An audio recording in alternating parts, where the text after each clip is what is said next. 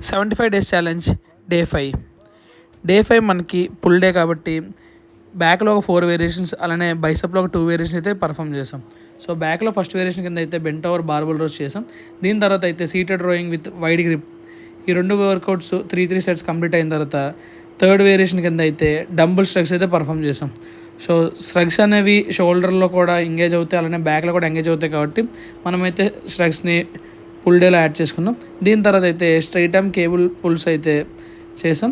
So ఇది కూడా మనం 3 సెట్స్ కంప్లీట్ చేసుకున్న తర్వాత అయితే పుల్లో మేజర్ వర్కౌట్స్ అయితే కంప్లీట్ చేసాం. దీని తర్వాత బైసెప్లో 2 వేరియేషన్స్ అయితే చేసాం. First one preacher curl. So preacher కర్ల్లో 3 సెట్స్ కంప్లీట్ చేసిన తర్వాత సెకండ్ వేరియేషన్ కింద అయితే మనం కాన్సన్ట్రేషన్ కర్ల్స్ అయితే చేసాం.